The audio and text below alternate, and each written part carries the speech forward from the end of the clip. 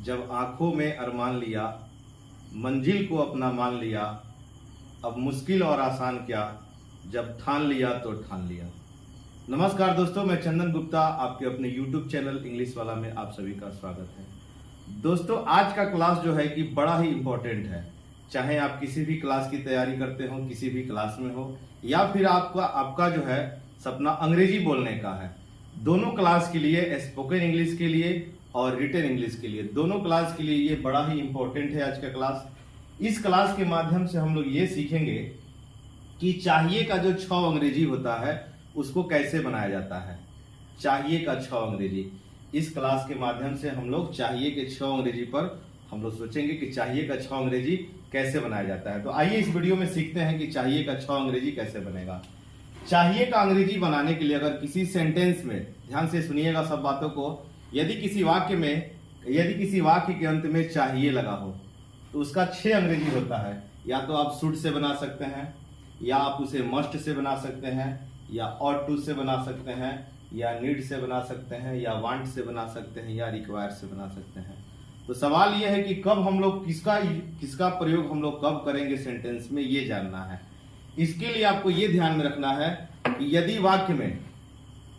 वाक्य में वर्ब के साथ चाहिए लगा है, आपको सेंटेंस में ये देखना है, यदि वर्ब के बाद चाहिए लगा है, तो अगर वर्ब के बाद चाहिए लगा है तो आपको शुड, मस्ट, आउट टू तीनों में से किसी एक का प्रयोग करना है नियम के अनुसार। यदि वर्ब के बाद चाहिए लगा है, जैसे उसे पढ़ना चाहिए तो पढ़ना वर्ब है, इसके बाद चाहिए लगा है। तुम्हें अवश्य खेलना चाहिए, खेलना वर्ब है, इसके बाद चाहिए लगा है। तुम्हें अपने माता पिता की सेवा करनी चाहिए, सेवा करना वर्ब है, इसके बाद चाहिए लगा है। तो ये जो वर्ब के बाद जो चाहिए लगा है तो उसके लिए हम लोग शुड या मस्ट या ऑट टू में से तीनों में से कोई लगाएंगे।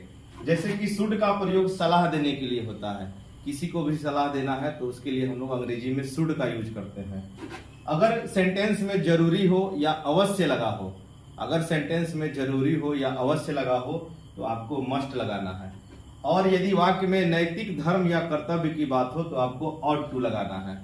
धर्म कर्तव्य की बात हो तो ऑट टू, सलाह का बात हो तो शुड लगाना है, अवश्य या जरूरी होगा तो मस्ट लगाना है।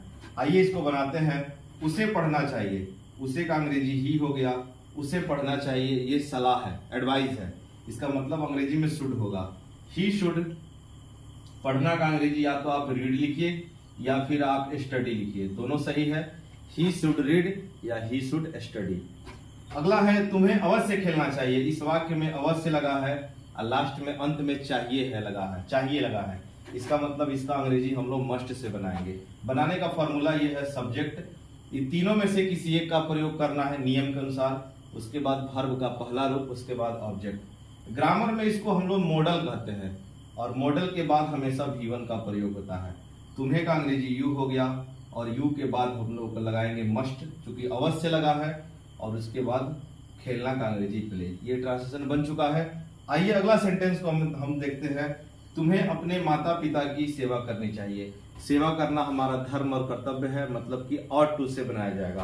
तो इसका बनेगा यू और इसके बाद लिखेंगे हम लोग ought to, you ought to. उसके बाद वर्ब लिखना है, सेवा करना यानी कि serve, you ought to serve. उसके बाद लिखना है अपने माता पिता, अपना लगा हुआ है यहाँ पर।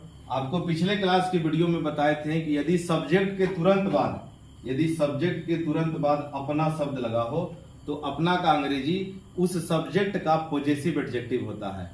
यदि सब्जेक्ट के तुरंत बाद अपना शब्द लगा हो तो इस अपना शब्द का अंग्रेजी इस सब्जेक्ट का पॉजेसिव एडजेक्टिव होता है, यानी कि यू के अनुसार अपना का अंग्रेजी योर हो जाएगा और माता पिता का अंग्रेजी पेरेंट्स, तो आपको लिखना है पेरेंट्स।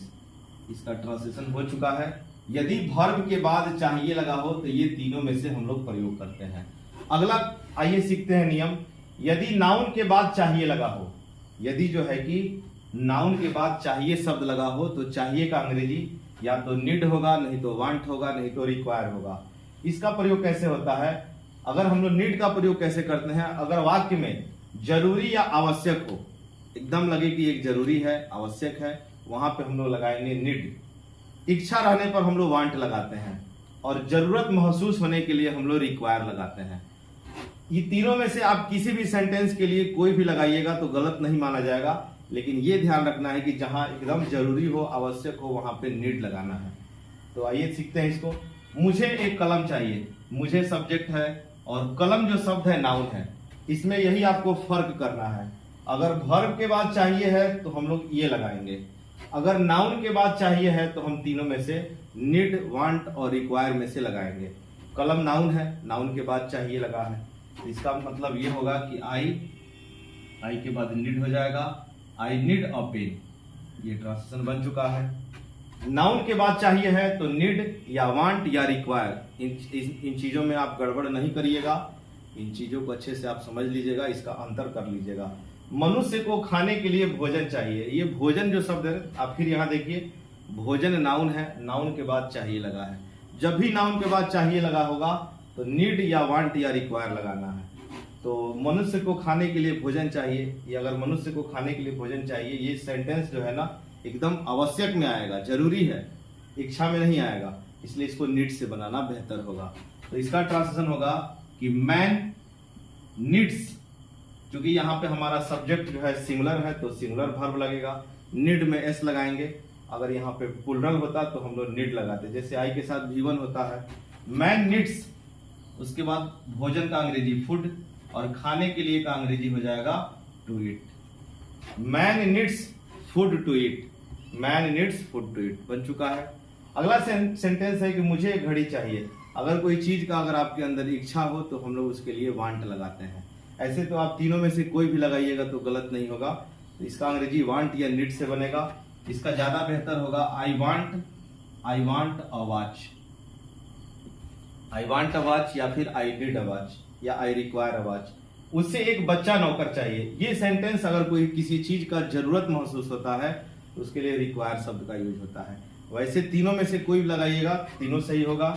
इसका अंग्रेजी बनेगा ही, यहाँ पे हम लिख रहे हैं ही, और ही के बाद रिक्वायर्स हो जाएगा, ही रिक्वायर्स। उसके बाद उसे, ही रिक्वायर्स हो गया। एक बच्चा नौकर, इसके लिए अंग्रेजी हो जाएगा a child servant, a child servant. तो इस तरह से देखिए कि इसका ट्रांसलेशन हम यहाँ बनाए हैं, बाकी का ट्रांसलेशन जस्ट बगल में ही नीचे बनाए हैं। तो इस तरह से आपको ध्यान रखना है कि अगर वर्ब के बाद चाहिए लगा हो तो शुड या मस्ट या ऑट टू होगा, लेकिन अगर नाउन के बाद चाहिए लगा हो तो है कि नीड या वांट या रिक्वायर से बनेगा। इन चीजों में आप अंतर करके बनाइएगा, अन्यथा सेंटेंस आपका गलत हो जाएगा। दोस्तों, ये वीडियो आपको कैसा लगा और हमें कमेंट के माध्यम से बताइए। अगर वीडियो आपको अच्छा लगा हो, लाइक, शेयर, कमेंट, सब्सक्राइब करिए हमारे चैनल को। हमारे चैनल का नाम है इंग्लिश वाला, और इस तरह की ढेर सारी वीडियो देखने के लिए हमारे चैनल को सब्सक्राइब करिए। और जल्द ही जो है कि हम यूट्यूब पर स्पोकन इंग्लिश का क्लास लेकर के आ रहे हैं, और जो है कि आप सब्सक्राइब करिए ताकि जल्द से जल्द आपको नोटिफिकेशन उसका प्राप्त हो सके। थैंक यू दोस्तों, जय हिंद।